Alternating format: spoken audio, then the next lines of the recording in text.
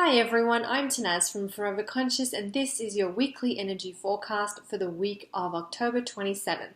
We have a really big week ahead, but before I get stuck into what's going on this week, I want to give you a sort of overarching sort of guide as to the themes that are taking place.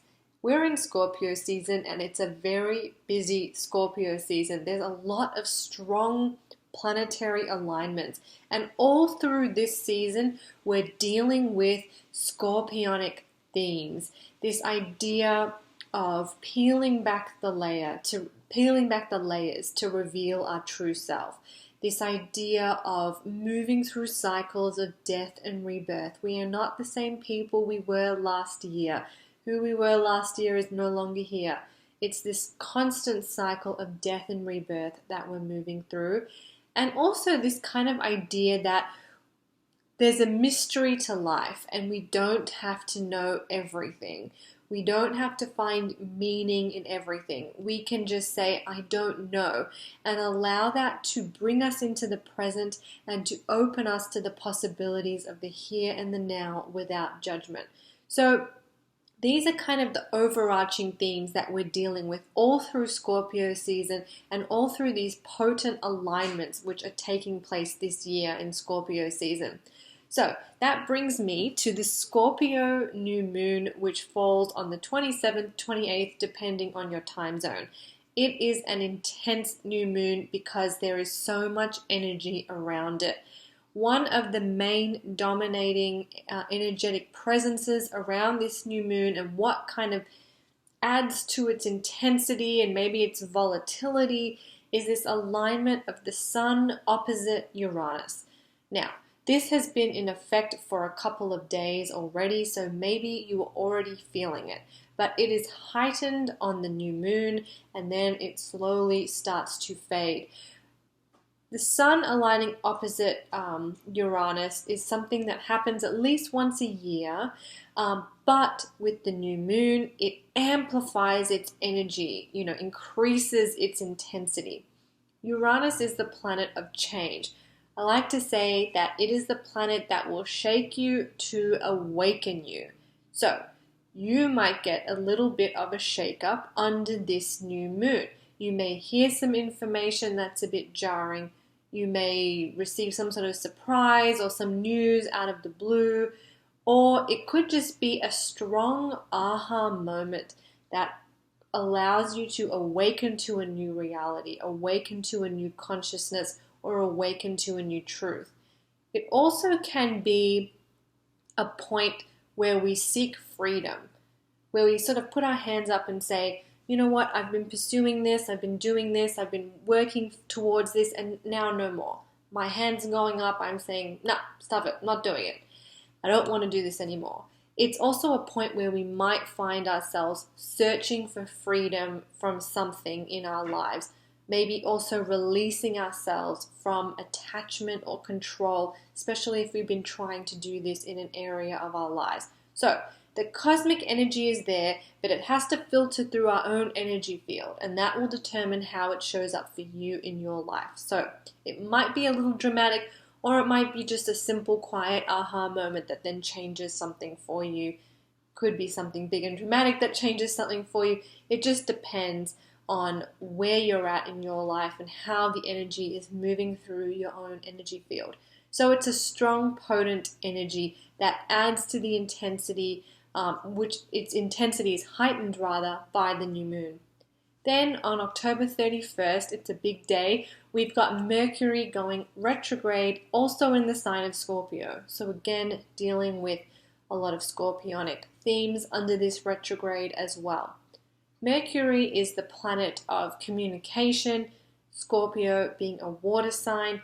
We're being asked to tune in and learn the subtler forms of communication, our intuition, body language, feelings, reading energy. This is the type of skill set that this Mercury retrograde is trying to help us to cultivate. It is a time to really listen to our intuition.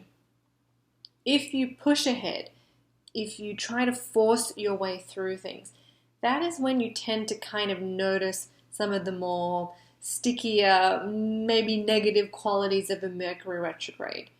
Mercury retro is a time to reflect, a time to slow down, to pause, to really listen to your intuition, and to find out what the world, what the universe, what your life is trying to communicate to you.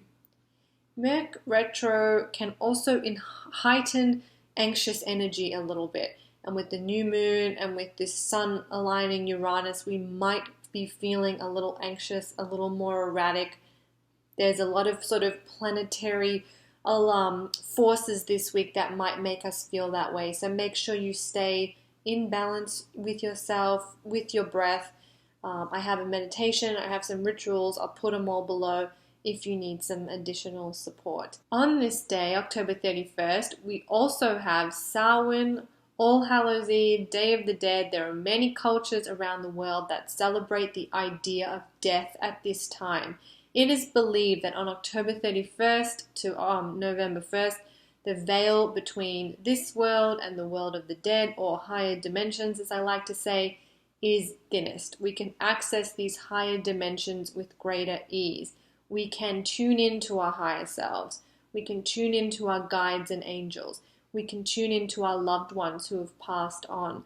This is a very potent, magical day that's celebrated in many different cultures as being a day to honor this part of life.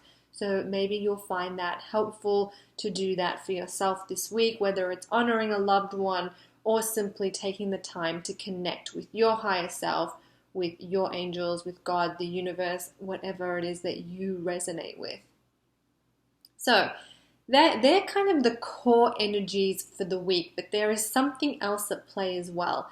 Mars and Pluto are preparing to what's called square each other, so like a 90-degree angle. Mars and Pluto are both ruled by Scorpio. Mars is Scorpio's old ruler. Pluto is Scorpio's new ruler.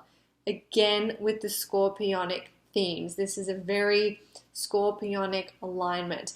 It will not peak until the 5th or 6th of November, so I'll talk more about it next week, but I want to let you know that it is in effect as we speak. It is coming to alignment, and that's usually when we feel a little bit of tension building. This alignment is a little bit about facing our fears so we can transform and transcend them. The Mars part being the part that requires us to find the courage and strength to face something. The Pluto part being the part that allows us to destruct or break something down in order to rise up and rebirth from it.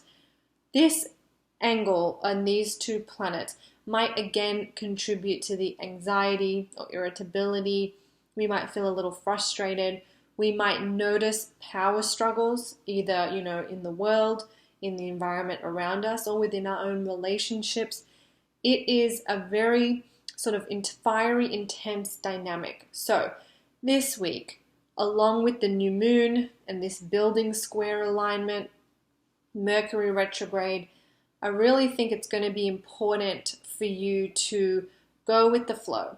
Try and release control, especially when we have strong Uranus energy. Uranus, as I mentioned, is sort of about finding a freedom.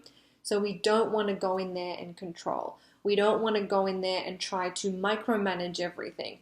We want to go with the flow. We want to enter a place of trust, that state of, I'm just going to show up, be here, surrender to this moment. When we practice not knowing, we sort of step into the possibilities that exist in the present moment, like that zero state where everything is possible. We are there, we don't know, we're just showing up, and the possibilities are around us. Trying to find that essence or that quality in your life will help you with these energies. I have created a guided meditation for October and for November. I'll put a link below. They will also help you. The ritual will help you, but just making sure that you are sticking with your daily practice, creating one if you don't have one, whatever it might look like for you, even just 10 minutes a day, taking time out for yourself. But yeah, I would say releasing control, going with the flow, staying in your center as much as possible, and trying to stay present will help you navigate the energies of this week, finding your peace even though there is chaos around. So I hope that was helpful. It is a big week. The next couple of weeks sort of hold this energy too, but November really does have some beautiful, sweet cosmic energies as well, which you will love. We're just kind of going through the thick of it at the moment. So I am Tanaz from foreverconscious.com. I hope that was helpful. You all have a wonderful week.